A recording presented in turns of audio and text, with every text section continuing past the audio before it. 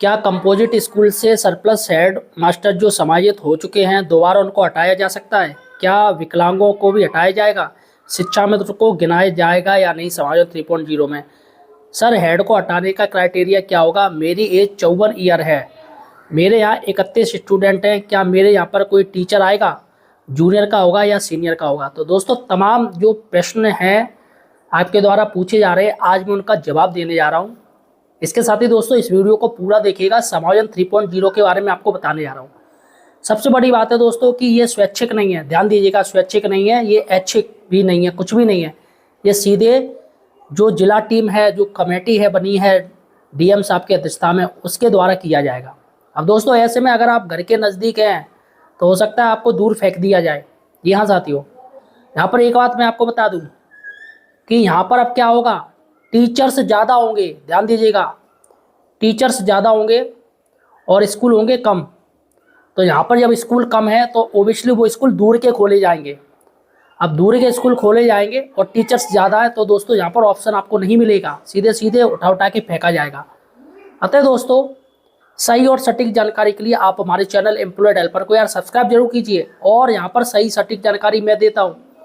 यहाँ पर हम 2-4 बातों का विश्लेषण करेंगे और बताएंगे किन किन के समायोजन हो सकते हैं समायोजन 3.0 में, क्या छात्र संख्या ली जाएगी। इसके साथ ही दोस्तों, समायोजन 3.0 कब से शुरू होंगे, सबसे बड़ी बात है कब से शुरू होंगे, और दोस्तों ये कब तक हो जाएंगे, ये भी सबसे बड़ी बात है कि काफ़ी लोग परेशान हैं दोस्तों। और यहाँ पर एक प्रश्न और है कि अगर हमारा घर के पास अगर आप हो और आपका समायोजन में आ जाए, स्कूल का नाम आ जाए, सरप्लस टीचर आए, तो आप उससे कैसे बचें? तो यहाँ पर मैं तमाम प्रश्नों के आज उत्तर देने जा रहा हूँ कि समायोजन 3.0 से कैसे बचें। अगर आप उससे बचना चाहते हो तो इसका जवाब मैं दोस्तों वीडियो के लास्ट में दूंगा। अतः वीडियो पूरा देखिएगा, निकालिएगा मत, बाद में कहीं ऐसा ना हो कि आपका समायोजन हो जाए, आपको फेंक दिया जाए, फिर बाद में आप पछताते चलें कि काश हम सर का वीडियो देख लेते, जिससे आज हम समायोजन होने से बचे जाते। तो दोस्तों सबसे टेढ़ी हीर है समायोजन 3.0। देखिएगा, सबसे पहले हम इन प्रश्नों का उत्तर जानेंगे, लेकिन उससे पहले एक मेरे पास एक आर्टिकल आया है, जिसमें दिया है, देखिएगा क्या आर्टिकल, हम आर्टिकल पढ़ के सुना रहे हैं। सर्दियों में हो सकते हैं समायोजन 3.0, क्योंकि सर्दियों की छुट्टी होती है, क्योंकि अपर प्रमुख सचिव का आदेश भी आ चुका है और निदेशालय से भी आदेश आ चुका है, सभी बीएसएस आपको भेजा जा चुका है, तो जल्दी कमेटी बन जाएगी। ये तो बात दोस्तों, क्योंकि कमेटी में 4 मेंबर है, कोई ज़्यादा नहीं है, और जल्दी ही प्रक्रिया शुरू हो जाएगी, क्योंकि ऑनलाइन डाटा सभी के पास है, गवर्नमेंट के पास। और छात्र संख्या क्या ली जाएगी ये भी मैं आपको बताऊंगा। देखिएगा, सर्दियों में हो सकते हैं समायोजन 3.0। लखनऊ, समायोजन 3.0 बेसिक शिक्षा परिषद के अधीन संचालित प्राथमिक उच्च प्राथमिक विद्यालयों में कार्यरत अध्यापकों के अंतर जनपदीय यानी इंट्रा डिस्ट्रिक्ट और स्थानांतरण समायोजन के संबंध में निदेशालय की तरफ से सभी बीएसए को आदेश जारी हो चुका है। आदेश में साफ साफ नजर आ रहा है इस बार समायोजन ऑफलाइन किए जाएंगे। कौन सा शिक्षक किस स्कूल में जाएगा उसका डिसीजन जिला स्तरीय कमेटी करेगी। ध्यान दीजिएगा ये न्यूज। फिलहाल समायोजन 3.0 स्वैच्छिक नहीं होगा। समायोजन में शिक्षकों के ब्लॉक भी बदले जाएंगे। खबर की माने तो यूपी में फिलहाल एसआईआर का कार्य प्रगति पर है, जो कि 4 दिसंबर तक हो जाएगा। एसआईआर के बाद सर्दियों में समायोजन 3.0 हो सकते हैं। तो यहाँ पर दोस्तों ये आर्टिकल मेरे पास आया है, मैंने कहा चलो आपको दिखा दूं। तो यहाँ पर सर्दियों में चांस बन रहे हैं। वैसे भी दोस्तों सर्दियों की छुट्टियाँ होती हैं 15 दिन की, तो ओबियसली वहाँ पर हो सकते हैं, आसान भी है। और यहाँ पर देखिएगा 4 दिसंबर तक कुछ भी नहीं होगा, क्योंकि दोस्तों सारे जिलाधिकारी साहब खुद एसआईआर में लगे पड़े हैं। जो एसआईआर यूपी में चल रहा है ना, तो यहाँ पर सारे के सारे जो टीचर्स है वो एसआईआर में बिजी है, सारे अधिकारी बिजी हैं। तो यहाँ पर 4 दिसंबर तक कुछ नहीं होना है, ये आप जान लीजिए। उसके बाद ही जो भी कुछ होगा उसके बाद ही होगा। अब दोस्तों यहाँ पर अब हम प्रश्न की बात करते हैं। तो दोस्तों पहला प्रश्न, जिन स्कूलों का मर्जर हुआ है उनका क्या होगा, क्या उन्हें भी समायोजन में मौका मिलेगा। देखिएगा यहाँ पर 2 बातें हैं। पहला बात है कि अगर आप मर्जर हुए हो, पास के नज़दीक विद्यालय में गए हो, आप लोग 2 या 3 लोग हो, आप लोग गए हो, तो यूडाइस, अगर आपका यूडाइस अभी भी अलग चल रहा है, वही पुराना वाला चल रहा है, तो आपका मर्जर में मौका दिया जाएगा। जैसे समायोजन 2.0 में मर्जर शिक्षकों को मौका दिया गया था सभी को, तो सभी स्टाफ को मौका दिया जा सकता है। और ऐसे में अगर आपका यूडाइस प्लस जो नए विद्यालय में आप आए हो उसी में आपको जोड़ दिया गया है, आपका वही यूडाइस प्लस हो गया है, तो ऐसे में आप सरप्लस में आएंगे, पूरे स्टाफ में आपको गिना जाएगा, ध्यान दीजिएगा, पूरे स्टाफ में, ठीक है। तो आपका हो जाएगा। तो यहाँ पर दो कंडीशन मैंने आपको बता दी, अगर सेपरेट है तब भी आपका होनी होना है, अगर सेपरेट नहीं है उसी स्कूल में जोड़ दिया गया है तो यहाँ पर आपको सरप्लस में देखा जाएगा, पूरे स्टाफ की गिनती की जाएगी।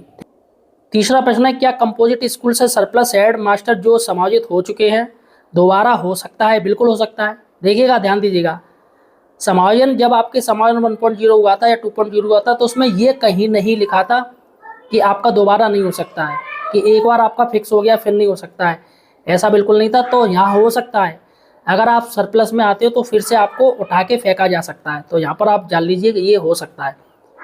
क्या विकलांगों को भी हटाया जाएगा? नहीं, विकलांग स्पेशल कैटेगरी में होते हैं तो उनको नहीं हटाया जाएगा, क्योंकि उनको छूट दी जाएगी। जब फॉर्म आप भरा जाएगा तो उसमें ओबियसली छूट दी जाएगी, आप विकलांग हैं तो आपको आपका सरप्लस में नहीं नाम आएगा और आपको मौका नहीं दिया जाएगा। तो आप लोग टेंशन फ्री रहिएगा।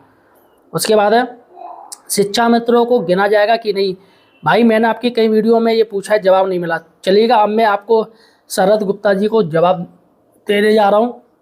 देखिएगा, समायोजन 1.0 में शिक्षा मित्रों को जोड़ा गया था। अभी समायोजन 3.0 में जो बात कही है, अपर प्रमुख सचिव का जो आदेश आया है उसमें शिक्षा मित्रों का कहीं पर भी जिक्र नहीं किया गया है, यानी थोड़ा सस्पेंस में डाल दिया है गवर्नमेंट ने कि शिक्षा मित्रों को जोड़ेंगे या नहीं जोड़ेंगे। लेकिन एक बात मैं आपको बता दूं, जो आरटी एक्ट क्या कहता है कि हर स्कूल में 2 टीचर, रेगुलर टीचर होने चाहिए। तो अगर सरकार आरटी एक्ट के अनुसार चलेगी तो ओबियसली शिक्षा मित्र को नहीं जोड़ेंगे इसमें। तो यहाँ पर काफ़ी स्कूल खाली हो गए, सिर्फ शिक्षा मित्र और टीचर के भरोसे चल रहे हैं। तो सबसे पहले उन स्कूलों को लिया जाएगा जहाँ पर सिर्फ शिक्षा मित्र हैं, ठीक है, सबसे पहले उनमें ही समायोजन किया जाएगा। और बाद में ऐसा कुछ आदेश आता है सरकार की तरफ से, अभी विस्तृत दिशा निर्देश नहीं दिए गए, और बाद में कोई ऐसा आदेश आता है कि जहाँ पर एक टीचर और एक शिक्षा मित्र है तो वहाँ पर भी एक टीचर भेजा जाए। तो ऐसे में हो सकता है कि शिक्षा मित्रों को रेगुलर टीचर या समायोजन 3.0 में गिना नहीं जाए। तो यहाँ पर दोनों बातें हो सकती हैं। अभी इसके दिशा निर्देश जारी नहीं किए गए, बाद में ये तस्वीर साफ होगी, चलेगा। उसके बाद है, सर हेड को हटाने का क्राइटेरिया क्या होगा? मेरी एज 54 ईयर है। तो देखिएगा, हेड सीधी सी बात है, अगर आपके यहाँ 150 से ऊपर बच्चे तो आप हटाए नहीं जाओगे। अगर आपके यहाँ 150 से बच्चे कम हो गए तो हेड को हटाया जा सकता है। और रही बात 54 ईयर से, तो यहाँ पर एज रिलैक्सेशन भी दे सकती है गवर्नमेंट। जी हाँ साथियों, यहाँ पर एज रिलैक्सेशन उनको दे सकती है जिनकी रिटायरमेंट में 5 साल कम है, तो उनको एज का छूट दिया जा सकता है गवर्नमेंट की तरफ से, ऐसा हो सकता है। मेरे यहाँ 31 स्टूडेंट एनरोल्ड हैं, मेरे स्कूल एकल है, क्या टीचर आ सकता है? बिल्कुल, अगर आपके यहाँ शिक्षा मित्र है और अगर आप हैं तो एक टीचर की आवश्यकता है, क्योंकि 30 पे एक टीचर है, 31 पे 2 टीचर हैं। तो यहाँ पर आवश्यकता तो आपकी बन रही है, लेकिन सरकार अगर शिक्षा मित्र को गिन लेती है इसमें कि वो टीचर की श्रेणी में, तो यहाँ पर कोई चांस नहीं है। तो यहाँ पर अभी जो दिशा निर्देश है वो विस्तृत जारी किए जाएंगे और देखा जाएगा क्या शिक्षा मित्रों को, अनुदेशकों को सरकार एज ए टीचर के तौर पे जोड़ रही है या नहीं जोड़ रही। अगर नहीं जोड़ती तो आपके यहाँ टीचर आएगा ही आएगा, इसकी आप टेंशन मत लीजिए। जूनियर का होगा या सीनियर का होगा? देखिएगा, रियलिटी अगर मैं आपको बताऊं तो कोर्ट का जो आदेश था वो सीनियर का था कि सीनियर का किया जाए, लेकिन दोस्तों सीनियर चले गए हाई कोर्ट। तो यहाँ पर दोस्तों हाई कोर्ट ने स्टे मार दिया कि भाई सीनियर का नहीं किया जाए। तो एक और से देखा जाए, कोर्ट ने आदेश दिया था सीनियर का होगा। और थोड़ा सरकार भी दोस्तों, जो समायोजन 1.0 में सीनियर ही हटाए गए हैं ज़्यादा से ज़्यादा, है ना। और इसके बाद समायोजन 2.0 हुआ है, उसमें भी दोस्तों सभी को मौका दिया गया है, और समायोजन 1.0 में सभी को मौका दिया गया, लेकिन सबसे ज़्यादा सीनियर ही हटाए गए हैं वहाँ से। तो यहाँ पर देखते हैं सरकार क्या क्राइटेरिया रखती है। फिलहाल दोस्तों इसमें सस्पेंस है, यहाँ पर मैं क्लियर नहीं बोलना चाहता हूँ, इसके लिए भी दिशा निर्देश आएंगे, देखो क्या होता है। समायोजन 1.0 में, समायोजन 2.0 में सरकार ने ऐसी कोई बात भी नहीं कही थी। अपना जो नोटिफिकेशन जारी किया था उसमें ये कहीं नहीं बोला गया था कि सीनियर हटाएंगे या जूनियर हटाएंगे, यहाँ पर कह दिया था जो हटना चाहे वो हटाए। तो मुझे लग रहा है कि समायोजन 3.0 में भी ऐसा ही हो सकता है, लेकिन आपके स्कूल से कोई ना कोई फॉर्म जरूर भरे। अगर 2 टीचर सरप्लस है तो 2 टीचर को फॉर्म भरना पड़ेगा, ये अनिवार्य रहेगा। अब वो आपस में आप लोग तय कीजिएगा कि किसको भरना है किसको नहीं भरना है, चलेगा।